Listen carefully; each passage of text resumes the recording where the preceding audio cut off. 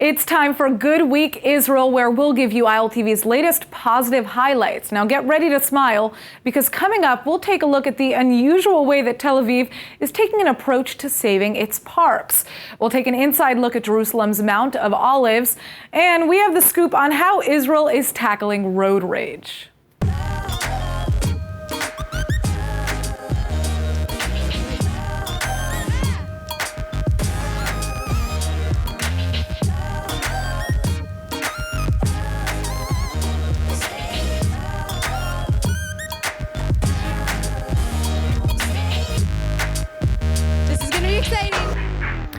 The Tel Aviv municipality has taken what may seem like a very unusual approach to saving its parks and the earth.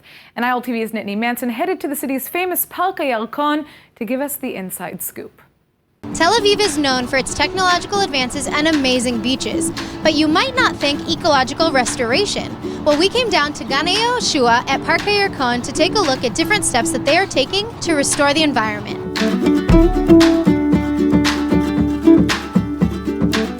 All right, growing up, what was your least favorite chore? I know mine was mowing the lawn. And I guess the Tel Aviv municipality and Gan Yehoshua agree with me, because they did a little outsourcing.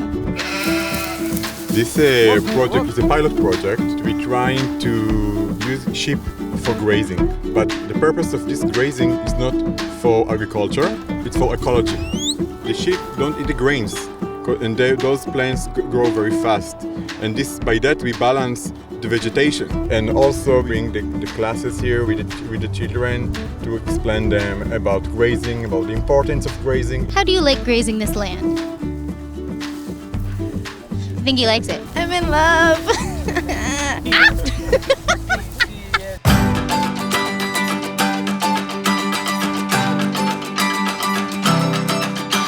I am the sheep by the help of my two dogs. We come here once a week for 4 hours each time. Kadima. The whole purpose is to take them out from the Chava Chaklait, it's down there, reach here and start eat, walk around here, say hello to the neighbors, and then go back to have a nap. Lie down. Come by. Come by. Come by. You should Atzri. Kadima. Kadima. All right, so it looks like I'm not going to take over your job here. In this bird watching park, I think it's the best place to be in Tel Aviv. In this project, we restore the local habitat. We plant local plants, and now what's happening is the nature come back. Visitors that come here get inside of these huts, and they can see the birds in the surface of the water. And not only is there so much to see in the park already, but there's always restoration projects happening here, trying to renew the ecological landscape. In this project, we combine the two aspects of landscape architect and ecology. This is the winter pond, and the water comes from here. And this is the pond that's going to be with clay layer. The people can understand, they can do a change. We destroyed habitats in destroyed nature, but also we can bring back nature. And while it's easy to get lost in fast-paced city life, it's comforting to know that in the heart of Tel Aviv, there is a place where you can take a breath of fresh air and learn about our environment. And plus, while it'd be easy to hire a few lawnmowers once a month, you just can't beat the sheep.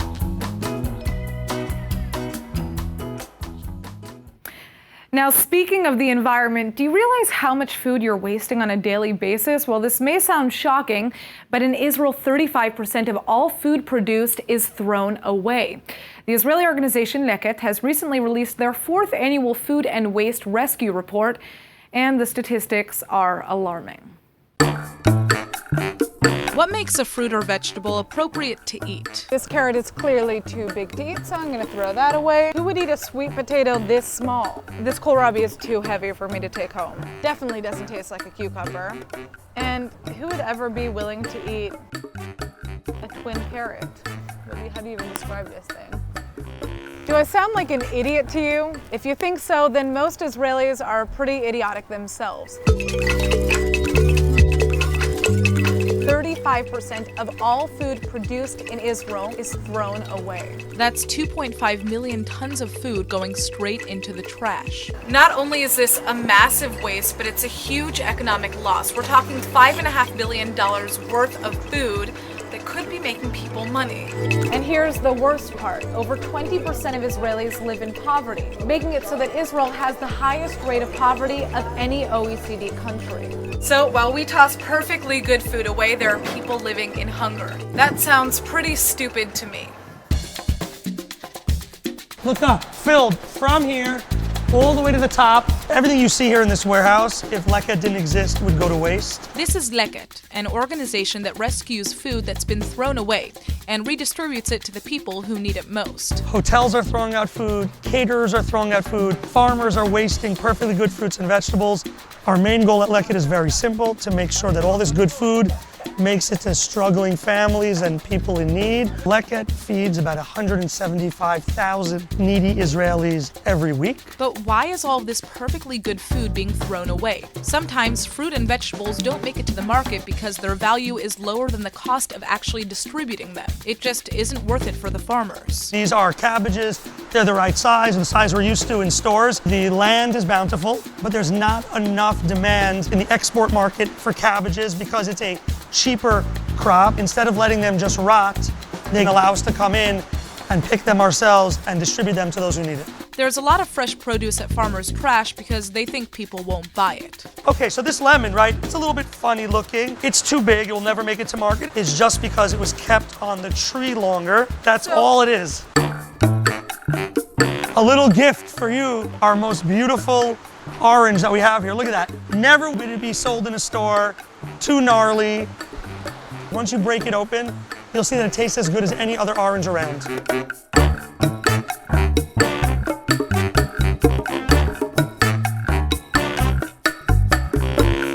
I think this is totally good. This is up to standard in the US. Don't judge an orange by its skin. All the people that you see behind me are volunteers that are here at Leket to sort the fruit and vegetables. Today, Leket is working with the Ministry of Welfare, and they've identified 10,000 families that are in need of fresh produce, so this is what they're going to be getting. Just putting my little sweet potato baby to bed right now. This is literally the size of a 3-month-old child. The only thing wrong with this sweet potato is that it wants to feed a family of 5. What's wrong with that? Oh, God. I have to be picking out the lemons that I would pick out for myself if I was at the supermarket, which is basically everything that's here. In 2018 alone, Leket rescued 51 million pounds of agricultural produce and 2.2 million cooked meals left over from food halls and businesses across Israel. But where does all of this food typically go? Leket distributes it in soup kitchens, homeless shelters, after-school programs, and homes for the elderly, places where people often don't know where they're going to get their next meal. This is La Soba Kitchen. They feed about 150 to 300 people in need every day, and most of the food comes from Leket. 80% מהאנשים שבאים לפה, אם לא יהיה להם מה לאכול, כן, שהאוכל מגיע מלקט, לא יהיה להם באמת מה לאכול, הם יקלו אוכל מהזבל.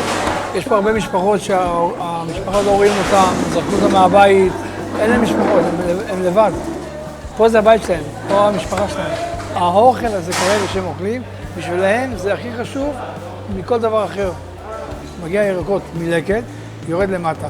יפה חותך את זה לסלט, ומהשאר עושים מרק ומבשלים אותו במטבח. But rescuing food goes beyond just helping the needy. Food loss affects the cost of living in Israel by causing an 11% increase in food prices. That's why policy for food rescue in Israel is economical for the state. To close the food insecurity gap in Israel, only 20% of food wasted would need to be rescued. And Leket says it can do that at a cost of 72% less than what that food is actually worth. In a rich Western country like Israel of today, there's no reason that the poor need to be given garbage to eat. We have beautiful, healthy, nutritious food that's just going to waste. We better make use of it. We have no right to let it go to waste.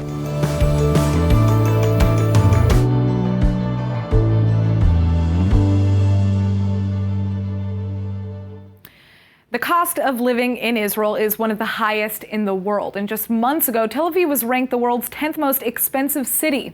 But there is some good news for locals. Now, the average Israeli salary has risen by 3.4% to just over 11,000 shekels per month, or $3,100.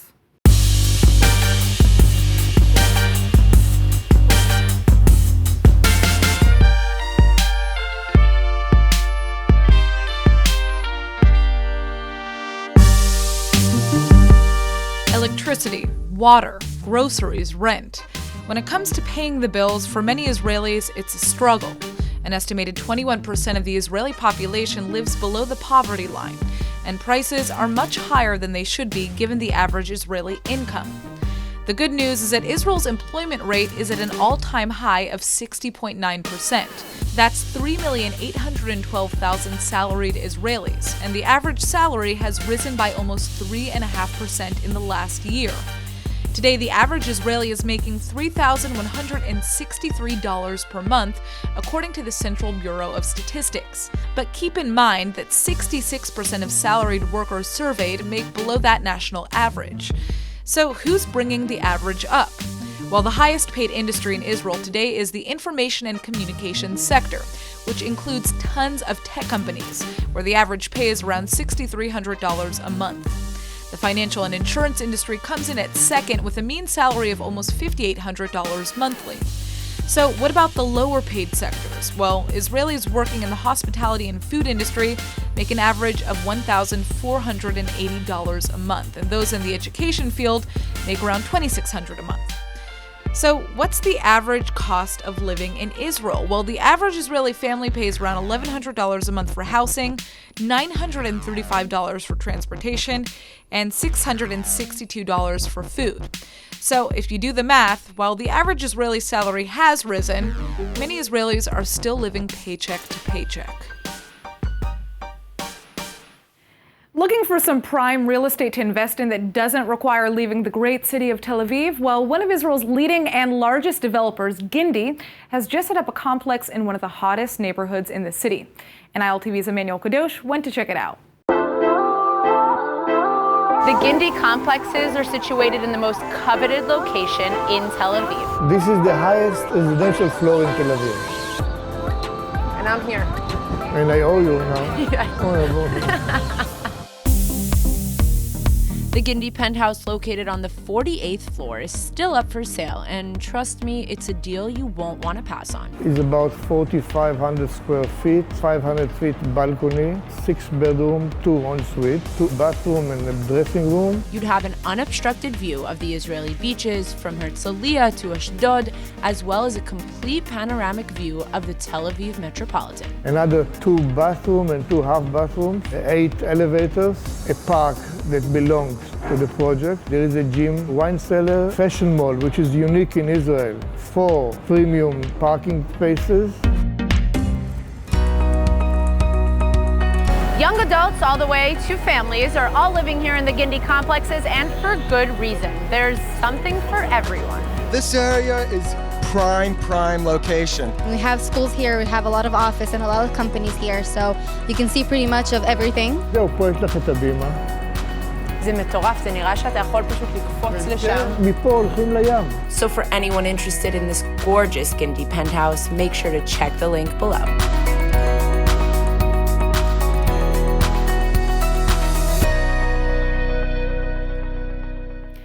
Now, if you've ever driven in Israel, you know the drill. Basically, just prepare yourself for crippling traffic that will make your daily commute much longer than necessary. Well, now Israel is unveiling a new plan to help ease the congestion on the roads, carpool lanes, for the first time in history.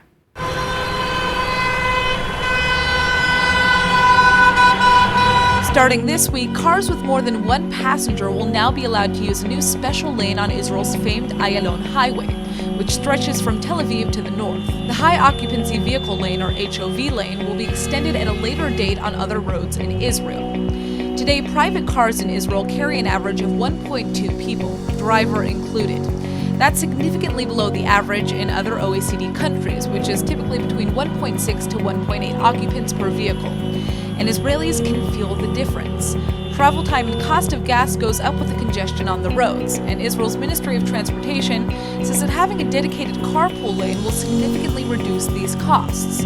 So what about the Israelis who don't necessarily have a buddy to drive around? Well, Transportation Minister Bezalel Smotrich says that those who would like to continue using private vehicles on their own will have to pay a price because their travel times will increase since fewer lanes will be available to them.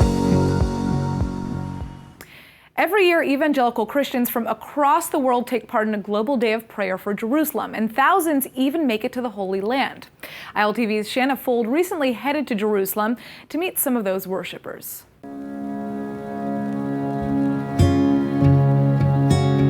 Every year, on the first Sunday of October, around 500,000 evangelical Christian groups around the world pray for the peace of Jerusalem. And this year, hundreds have boarded a plane to the Holy Land to pray and sing together in a special annual event. And the time the airplane came, it's arrived here, I just felt I'm home. It's called the Global Day of Prayer for the Peace of Jerusalem. And this week, the Ha'as Promenade was filled with 33 pastors from Brazil, U.S. Ambassador David Friedman, church groups from Alabama, and the event founder, Bishop Robert Stearns. Every single year we see two things. We see the growth of more and more nations, more and more churches participating, younger and younger people coming to the land. But then we see something else. We see more and more Jews and Christians becoming friends. Isaiah said thousands of years ago that the house of God will be the house of prayer for all nations, and all the nations will come here and pray for the peace of Jerusalem. Evangelical Christians are considered the largest group of Israel supporters outside of the Jewish people themselves. It makes sense. Many believe that all of the Jews must gather in Israel in order to ensure the second coming of Jesus Christ. I see myself as a Christian differently than I did before coming to this land. I'm felt alive. I can breathe, and now I know He's alive. Makes sense what I believe. One of the focuses for pastors at this year's event is getting young millennials to strengthen their support for Israel and believe in the state's right to exist. We're beginning to see a massive disconnect between young millennial Christians and Israel. And what we're seeing is a rise of anti-Semitism, replacement theology. And if we don't reach this younger generation, there will not be supporters of Israel in the future. The best way to do that is to bring young millennial Christians to the land of Israel. It's absolutely crucial because younger people, they don't read the Bible like they used to. They're living on YouTube. So the Bible stories that my generation was raised on are not so familiar.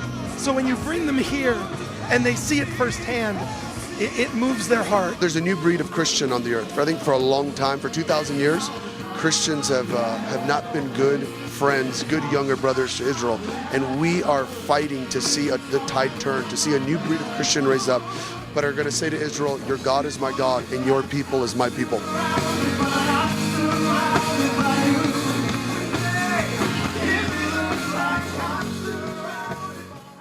Now, we've shown you around Jerusalem many times before, but not quite like this. ILTV's Emmanuel Kadosh decided to visit the Mount of Olives and trace the path on which Jesus was believed to have walked on his very last day.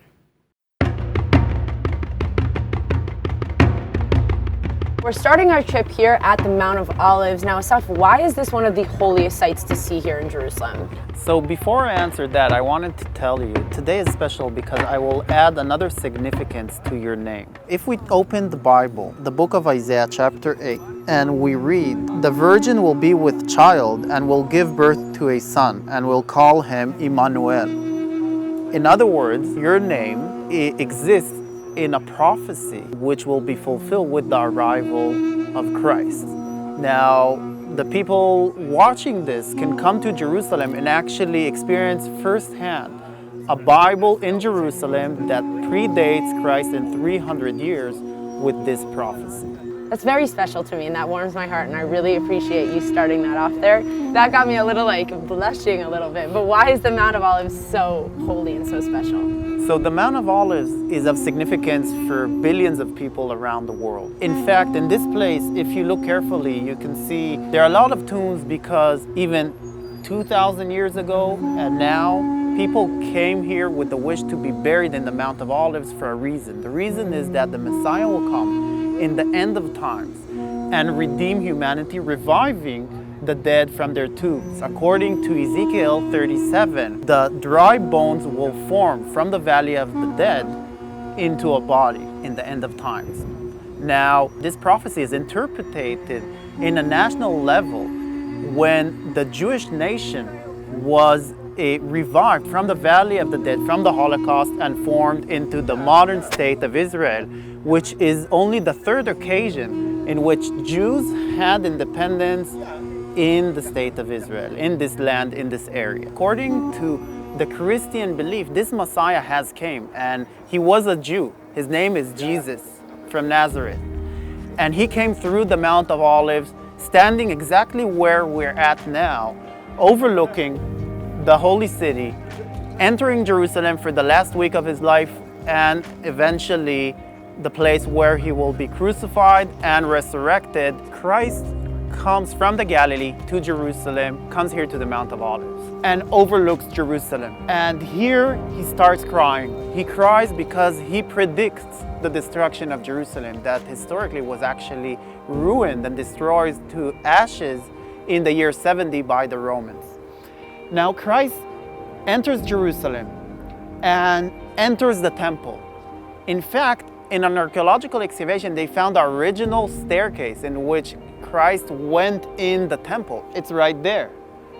And in the temple, Christ flips the stalls of the money changers and preaches to the people, asking and quoting a verse from Isaiah. This is the house of all nations, the house of God, and you turned it into a cave of thieves. What is all this merchandise in the house of God?